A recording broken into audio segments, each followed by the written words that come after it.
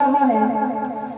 तो जब वो उठा, उसने कहा कि मौलाना आए, मैं आपको आपकी मंजिल तक छोड़ दूं, क्योंकि रास्ते में और अय्याश और शराबी लोग हैं, वो आपको परेशान करेंगे।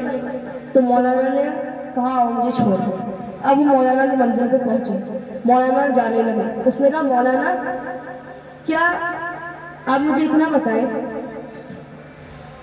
इतना बताएं क्या मिंबर हुसैन मजलिस में जाएगा, जन्नत में जाएगा?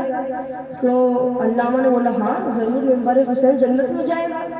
तो उस शराबी ने बोला अल्लामा आज मैं मिंबर हुसैन बनाता, क्या मैं मजलिस में जाऊंगा, क्या मैं जन्नत में जाऊंगा?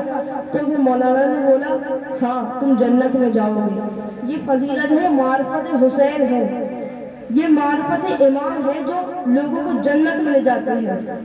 और हर किसी को इमामत की मार्फत नसीब नहीं होती।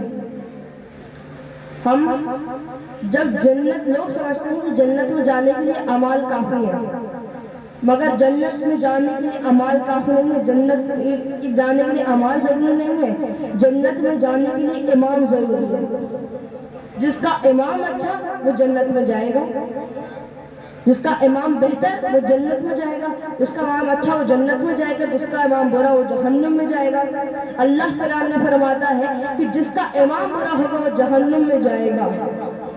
इसलिए इमाम अच्छा चुने। अब लोग परेशान होते हैं कि हमने जो इमाम चुन लिया वो जन्नत में जाएगा या जहन्नुम में जाएगा।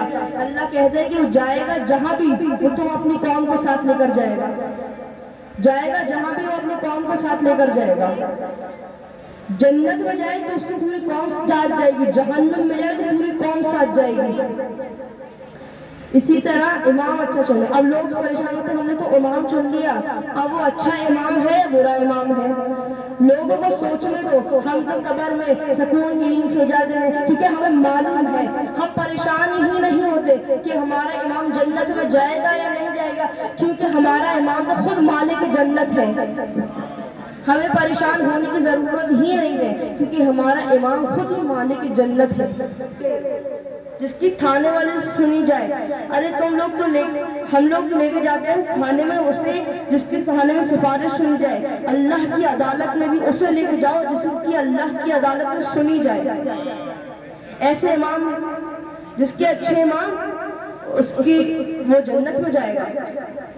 अल्लाह कहता है कि मैं क़यामत के दिन रिश्ते पहचानवाना छोड़ दूंगा। जब बेटा जहन्नुम में जा रहा होगा, माँ को पता भी नहीं होगा कि मेरा बेटा जहन्नुम में जा रहा है। अगर अल्लाह ऐसा ना करता, बेटा जहन्नुम में जा रहा होता, माँ चीख मारती कि मेरे सारे नेकियां मेरे बेटे को दे दो, मुझे जहन्नुम में भेज दो। इसलिए अल्लाह ने कहा कि कोई रिश्ता तुम्हारी पहचान में नहीं आएगा। बस दो रिश्ते होंगे कयामत के दिन, बस एक रिश्ता होगा कयामत के, इमाम का और उसके चाहने वालों का।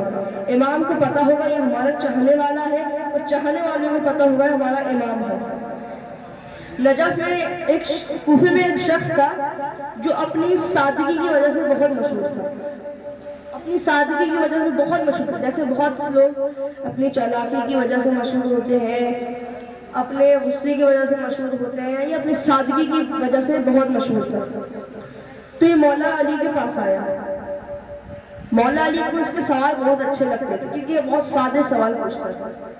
इसने मौला अली से पूछा, मौला जिंदगी में तो हमें आपकी जरूरत है, और जब भी हमें कोई मुश्किल पेश आती है जिंदगी में, हम फौरन आपके पास आते हैं, आप हमारी मुश्किल हल करते हैं, मगर जरूरत असल हमें वहां पर होगी। मौला क्या वहां भी आप हमारी इमदाद करेंगे? उस शख्स का सादा जवाब, मौला का सादा जवाब, कहा मैं अली, जहां तुम्हारे अमाल तुल रहे होंगे वहां मैं अली तुम्हारा इंतजार करूंगा। जहां अमाल तुल रहे होंगे मैं अली तुम्हारा इंतजार करूंगा। मौला अली ने जब उस शख्स को ये बोला तो और हैरान परेशान हो गए। कहा मौला हम आपको कोई जगह बताएं, कहाँ हम आपको ढूंढे? दाएं खड़े होंगे या बाएं खड़े होंगे? लिबास में कौन से लिबास में होंगे, या किसी पर्दे के पीछे होंगे? कोई निशानी बताए। क्या फरिश्तों से पूछा भाई मौला अली का बताए, कोई एड्रेस बताए हमें। مولا علی نے کہا انا صاحب المیزان، میزان ہی علی کے ہاتھ میں ہوگا، ترازو ہی علی کے ہاتھ میں ہوگا، تول ہی علی رہا ہوگا۔ اب وہ شخص اور پریشان ہو گیا۔ مولا نے کہا اے شخص پریشان کیوں ہوتا ہے؟ اس شخص نے بولا مولا آپ تو عادل ہیں، آپ کا تو عدل مشہور ہے، آپ تو بہت عادل ہیں، آپ اس وقت اپنا عدل دیکھیں گے ہماری محبت؟ مولا آپ اس وقت اپنا عدل دیکھیں گے ہماری محبت دیکھیں گے؟ مولا علی نے کہا کہ اے شخص کبھی زندگی میں ہماری ولایت نہ چھوڑنا، کبھی زندگی میں ہماری ولایت نہ چھوڑنا۔ جب فرشتے تمہارے گناہ اور تمہاری نیکی رکھ رہے ہوں گے، اگر گناہوں کا پلڑا بھاری ہو جاتا ہے اور نیکیوں کا ہلکا، تو میں علی فرشتے سے بولوں گا ایک طرف اس کے گناہ رکھ، ایک طرف ہماری ولا رکھ۔ اب دیکھتے ہیں کیا تیرے گناہ تجھے جہنم میں لے کے جاتے ہیں یا ہماری ولا تجھے جنت میں؟ اب بتا، ہماری ولا تجھے جنت میں لے کے جاتی ہے، تیرے گناہ ہم تمہیں جہنم میں۔ تو یہ مولا علی وہاں بھی ہمارا انتظار کریں گے، تبھی ہم قبر میں آرام سے سو جاتے ہیں، کیونکہ ہمیں معلوم ہے مالک جنت ہمارا مولا ہے۔ اللہ نے قرآن میں بیان کرا ہے ایک اچھے امام اور اس کی قوم کا انجام، ایک برے امام اور اس کی قوم کا انجام۔ اللہ نے قرآن میں بیان کرا ہے کیسے حضرت موسیٰ جب دریا پار کر رہے تھے، موسیٰ نے بولا اے اللہ دریا کیسے پار کروں؟ تو پھر اللہ نے بولا اے موسیٰ زمین پر عصا مار۔ موسیٰ نے زمین پر عصا مارا، دریا کا رستہ کھل گیا۔ اور قبیلے بہت تھے، 12 قبیلے تھے موسیٰ کے ساتھ، 12 قومیں موسیٰ کے ساتھ آپس میں لڑنے لگے کہ ہم پہلے جائیں گے۔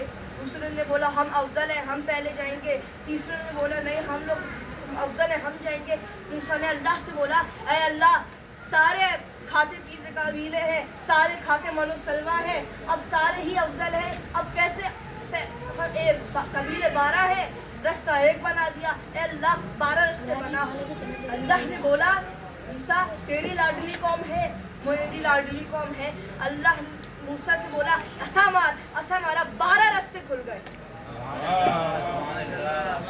نجات کے رستے ہوتے بھی 12 ہیں۔ اللہ نے اختیار امام بتا دیا، اگر ایک امام 12 قوموں کو پار کرا سکتا ہے، کیا 12 امام ایک قوم کو پار نہیں کرا سکتے؟ اللہ نے 12 رستے بنا دیے۔ اب موسیٰ کی قوم نے دریا پار کرا۔ اب موسیٰ کی قوم نے دریا پار کر رہی تھی، پیچھے سے فرعون کی قوم بھی اسی رستے سے آ رہی۔ اب موسیٰ کی قوم نے بولا حضرت موسیٰ سے موسیٰ یہ تو فرعون کی قوم کے ہمارے رستے سے آ رہے ہیں، معجزہ ہمارا فائدہ یہ لوگ اٹھا رہے ہیں۔ تو پھر موسیٰ نے اللہ سے بولا اللہ معجزہ ہمارا فائدہ یہ لوگ اٹھا رہے ہیں، اللہ انہیں کیوں یہ کس رستے سے آ رہے ہیں؟ اللہ نے کہا موسیٰ صبر کر، مجھے فرعون کو نہیں ماننا، مجھے آخری فرعون جس کا امام ہے فرعون کے چاہنے والوں کو بھی ماننا ہے۔ اب قرآن میں لکھا ہے موسیٰ کی قوم کے بندے، موسیٰ کی قوم کے آخری بندے کا قدم دریا سے باہر نکلا، فرعون کی قوم کے آخری بندے کا قدم دریا میں آیا۔ اللہ کہتے ہیں میں اس وقت اسرائیل فرشتے پر کہانی اس کو ڈبونا ہے، اسے زندہ رکھنا ہے، اسے بچانا ہے، اسے چھوڑنا ہے۔ اللہ نے کہا کہ موسیٰ کی قوم، اللہ نے سیدھا دریا نیل پر وحی کری، موسیٰ کے بندوں کو چھیڑنا نہیں ہے، فرعون کے بندوں کو چھوڑنا نہیں ہے۔ اب اللہ اگر پانی پہ وحی کر سکتا ہے کیا آگ پہ اللہ قیامت کے آگ پہ وحی کرے گا؟ علی کے بندوں کو چھیڑنا نہیں ہے، علی کے دشمنوں کو چھوڑنا نہیں ہے۔ فرعون کے جو بندوں نے جو دریا پار کرا وہ اعمال کی وجہ سے پار نہیں کرا، امام کی وجہ سے پار کرا۔ جو موسیٰ کے بندوں نے پار کرا امام کی وجہ سے، اعمال کی وجہ سے نہیں کرا، امام کی وجہ سے کرا۔ اور فرعون کے بندے جو غرق ہو گئے اعمال کی وجہ سے غرق نہیں ہوئے، امام کی وجہ سے غرق ہوئے۔ اس لیے امام اچھا ہونا چاہیے۔ روز قیامت اللہ بھی آپ پہ وحی کرے گا، اللہ بھی آپ پہ وحی کرے گا۔ کہ علی کے بندے کو چھیڑنا نہیں ہے، علی کے دشمنوں کو چھوڑنا نہیں ہے۔ مولا علی کی معرفت ہے، مولا علی کی معرفت ہے۔ مسجد کوفہ میں دو لوگ بحث کر رہے تھے کہ قرآن میں ایسی کون سی چھوٹی کتاب ہے، قرآن میں کون سی چھوٹی کتاب چھپی ہے، قرآن میں کون سی چھوٹی کتاب چھپی ہوئی ہے۔ تو مسجد سے ان کے برابر سے سلمان گزر رہے تھے، ان دونوں شخص نے کہا کہ یہ علی کا شاگرد ہے، اسے زیادہ بہتر پتا ہوگا، اس سے پوچھتے ہیں۔ اب انہوں نے سلمان سے پوچھا، سلمان کہ قرآن کے اندر ایسی کون سی کتاب چھپی ہوئی ہے؟ اب سلمان نے بولا کہ تمہیں بتاؤں یا تمہیں دکھاؤں؟ ان دونوں نے بولا کہ سلمان ویسے تو ہمیں پوچھنا تھا، اب دکھا ہی رہے ہو تو دکھا دو۔ انہوں نے کہا آؤ میرے ساتھ چلو۔ اب وہ کہاں لے کر آئے؟ وہ در بطول پر آگے کھڑے ہو گئے۔ اب اس سے پوچھا گیا کہ سلمان در بطول پر آگے کھڑے ہو گئے، یہ تو وہ در ہے جہاں تم روز کھڑے رہتے ہو، جہاں تم اپنی دھاڑی سے جھاڑو لگاتے ہو، یہ تو وہ در ہے۔ کہا تو نے پوچھا تھا قرآن کے اندر کون سی ایسی کتاب چھپی ہے؟ اچھا اب مجھے بتاؤ قرآن میں کیا ہے، کیا ہوتی ہے قرآن میں؟ اس نے کہا آیتیں ہوتی ہیں۔ کہا اب بتاؤ اگر یہ دروازہ ابھی کھل گیا نا، تجھے یہاں چلتی پھرتی آیتیں نظر آئی۔ یہ وہ دو ہیں جن کا عقد بھی آسمان پر ہوا، عقد بھی عرش پر ہوا، شہنشاہ عرش۔ اب میثم تمار کا تو آپ لوگوں نے نام سنا ہوگا، میثم تمار علی کے صحابی، جب انہیں گرفتار کرا گیا نا تو ظالم اس وقت کی بادشاہ نے میثم تمار کو کہا میثم علی کو چھوڑ دے۔ میثم نے کہا بند کر اپنی بکواس، اپنے منہ سے علی کا نام بھی نہ لے۔ میثم نے کہا کہ اپنے منہ سے علی کا نام بھی نہ لے۔ اس نے کہا میثم وقت ہے چھوڑ دے، علی سے عشق، علی سے محبت چھوڑ دے۔ میثم نے منع کر دیا۔ اس نے اپنے نیام سے تلوار نکالی۔ میثم نے کہا کیا ماجرا ہے، کیوں تلوار نکال رہا ہے؟ تو اس نے بولا میں تیرا بدن کاٹوں گا۔ کہا کاٹ۔ اس نے کہا ابھی بھی وقت ہے علی سے ختم کر دے۔ کہا نہیں کروں گا۔ اور اس نے تلوار نکالی، سپاہی سے بولا کہ اس کی انگلیاں کاٹ۔ میثم کی انگلیاں کاٹی، زمین پہ گری، الٹے ہاتھ کی انگلیاں کٹی تھی۔ میثم نے سیدھے ہاتھ سے سمیٹ کے اٹھائیں اور انگلیوں آنکھوں میں آنسو، انگلیوں کو خون میں لبلب انگلیاں۔ اب میثم نے ان انگلیوں کو چومنا شروع کیا۔ دشمن بولنے لگا، بادشاہ بولنے لگا بس گئی علی کی محبت، گئی علی کی محبت۔ میثم نے بولا اپنی بکواس بند کر۔ تو اس بادشاہ نے بولا اے میثم رو کیوں رہا ہے، علی کی محبت ختم؟ میثم نے کہا میں رو نہیں رہا ہوں، یہ انگلیاں اتنے وقت سے میرے ساتھ رہتی تھی، آج مجھے پتہ چلا ہے کہ مجھ سے بھی زیادہ علی سے محبت کرتی ہیں۔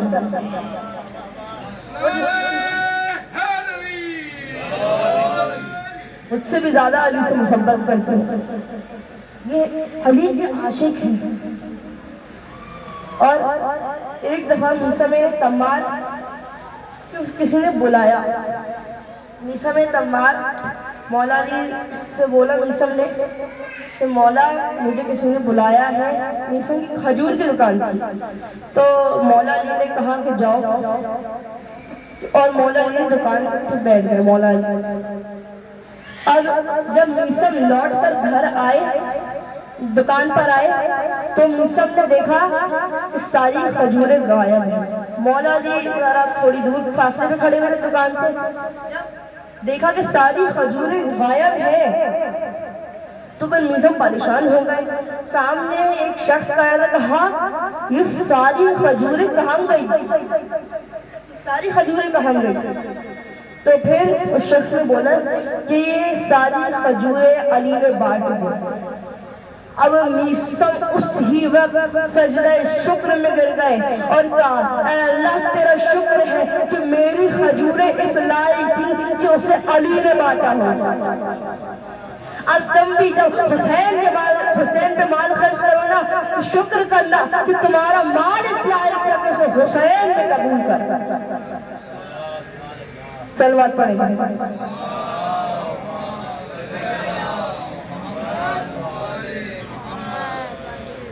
اسی طرح ایک عالم تھے، ایک شخص تھا، ان کے خواب میں حبیب ابن مظاہر آیا. بس مجلس تمام. ان کے خواب میں حبیب ابن مظاہر آیا. جنت کے باغ میں بیٹھے ہوئے تھے حبیب ابن مظاہر. اس شخص نے پوچھا حبیب ابن مظاہر سے، اے حبیب، اگر واپس زندگی ملے تو دنیا میں ایسے کون سے کام انجام دو گے؟ اگر زندگی ملے تو ایسے کون سے کام انجام دو گے؟ کہا کہ اگر مجھے زندگی ملے میں زندگی میں 3 کام انجام دوں گا. 3 کام انجام دوں گا. کہا کون سے کام؟ تو حبیب نے بولا، پہلا کام محمد آل محمد پر درود پڑھوں گا. دوسرا کام حسین کے قاتلوں پر لعنت کروں گا. تیسرا کام مجلس حسین میں آ کر بیٹھوں گا. فضیلت فرش ظاہر. بس مجلس ختم. قافلہ شام سے رہا ہو گیا. قافلہ شام سے رہا ہو گیا. سجاد سکینہ کو شام میں چھوڑ آیا. سکینہ زندان میں مر گئی. امام سجاد کربلا کی بات 40 سال تک روئے ہیں. 40 سال تک رویا ہے سجاد. امام سجاد اتنا روتے تھے کہ جب وہ بازار سے گزرتے تھے نا تو گوشت والے اپنے گوشت کی دکان والے گوشت پر کپڑا ڈھک دیتے تھے. کہا مولا کہ آپ کو دیکھ کے گوشت والے گوشت پر کپڑا کیوں ڈھک دیتے ہیں؟ کہا اے شخص، جب بھی میں گوشت کو دیکھتا ہوں مجھے کربلا کے وہ ٹکڑے یاد آتے ہیں جن کو گھوڑوں کے ٹاپوں نے پامال کرا. اے شخص، مجھے قاسم کے ٹکڑے یاد آتے ہیں. منہال نے مولا علی امام سجاد کے پاس بہت سارے لوگ بیٹھے تھے. منہال نے سوال پوچھا، مولا آپ کو سب سے زیادہ مصیبت کہاں آئی؟ امام نے بولا، الشام الشام الشام. 3 مرتبہ شام بولا مولا نے. کہا مولا کون سا شام؟ مولا نے کہا بازار شام، دربار شام، زندان شام. بازار شام، دربار شام، زندان شام. کہا مولا بازار شام میں کیا ہوا تھا؟ کہا کہ بازار شام میں بہت رش تھا. بازار شام میں بہت رش تھا. اتنا رش تھا کہ اجنبی میرے ماؤں بہنوں سے آ کے ٹکرانے لگے تھے. اجنبی میری ماؤں بہنوں سے آ کے ٹکرانے لگے تھے. میں صلاح دیتا رہا، اے لوگوں یہ نبی کی نواسی ہیں. اے لوگوں یہ نبی کی نواسیاں ہیں، یہ نبی کی بیٹیاں ہیں. کسی نے نہ سنی. بے مخلو چادر میری ماں بہنیں بازار شام میں. اور کہا کہ بازار شام میں لوگ انگارے پھینک رہے تھے. ایک انگارہ میرا امامے پہ آ کے گرا، میرا امامہ جل گیا. مولا دوسرا شام. کہا دربار شام. کہا بابا کا سر آیا. مجھے سب سے زیادہ رونا تب آیا دربار شام جب ایک شخص نے میری بہن سکینہ کو کنیزی میں مانگا. سکینہ مجھ سے کہنے لگی، بھائی یتیم کہنا ٹھیک تھا، اب لوگ کنیزی میں بھی مانگنے لگے. ہائے یقین کہنا ٹھیک تھا، لوگ کنیزی میں بھی مانگنے لگے. کہا دربار شام میں بابا کا جب سر لایا گیا، ہم نے کہا السلام علیکم یا ابا عبداللہ، اور ہم بہت رو رہے تھے. ارے یزید نے اپنے برابر میں سر حسین رکھا، اپنے ہاتھ میں چھڑی اٹھائی اور لب حسین پہ چھڑیاں ماری. میں سزا دیتا، چھڑی ماری، چھڑی مارتا رہا. ایک شخص اٹھا، بولا اے یزید بس کر، یہ حسین کا لب ہے جہاں رسول بوسہ دیا کرتے تھے. کہا دربار شام. سجاد جب اپنے حق کے لیے بول رہے تھے نا، تو یزید نے ایک اپنے سپاہی کو کہا کہ سجاد کا گلا کاٹ دے. اس نے تلوار نکالی، سامنے زینب آ گئی. کہا کہ سجاد کو نہیں مار سکتا، جب تک میں زینب زندہ ہوں تو سجاد کچھ کر بھی نہیں سکتا. اس نے کہا زینب کا بھی گلا کاٹ دے. ارے زینب، تو اس نے تلوار آگے بڑھائی، فضہ بیچ میں آ گئی. کہا میں نے ان کی ماں سے وعدہ کرا تھا، ارے جب تک میں ہوں تب تک زینب پہ کوئی آنچ نہ آئے. اس نے یزید نے کہا اس کا بھی گلا کاٹ دے. ارے فضہ نے، وہاں بہت حبشی غلام تھے، بہت حبشی سپاہی تھے. فضہ نے کہا اے حبشیوں، تمہیں غیرت نہیں ہے کہ تمہارے سامنے آل رسول کو مارا جا رہا ہے. اور حبشیوں نے کہا اے یزید، اگر ان کو کچھ بھی ہوا ہم بغاوت کر دیں گے. پھر یزید نے کہا اپنے سپاہی کو پیچھے ہٹ جا. پھر سجاد نے بولا اے مدینے کی طرف رک کر نانا بابا آ. فضہ کے کہنے پر لوگ بغاوت کرنے بھی اتر رہے ہیں. ارے کسی کو یہ نہیں دکھ رہا کہ سامنے نواسہ رسول کا گلا ہے، سامنے نواسہ رسول کی بہنیں ہیں، سامنے رسول کی نواسیاں ہیں. پھر کہا زندان شام. ارے ایک بھائی کو بہن کا لاشا اٹھانا، ایک بھائی کو اس کی یتیم بہن کا لاشا اٹھانا. ہاں وہ سخت ترین وقت تھا سجاد پر. سجاد نے لاشا اٹھا کر غسالہ کو دیا. لاشا اٹھا کر غسالہ کو دیا نا، تو غسالہ چیخ مار کر تڑپ گئی. کہا اے غسالہ کیا ہوا، کیوں چیخ ماری؟ کہا اس کو کفن بھی نہیں دے سکتی، اس کا کرتا اس کے جسم سے چپک گیا ہے. اسے اتنے تازیانے مارے گئے، اسے اتنے دور مارے گئے، اس کے کرتے کو جلا دیا گیا کہ اس کو میں کفن بھی نہیں دے سکتی. ہائے مظلوم سجاد، ہائے مظلوم سکینہ، ماتم حسین.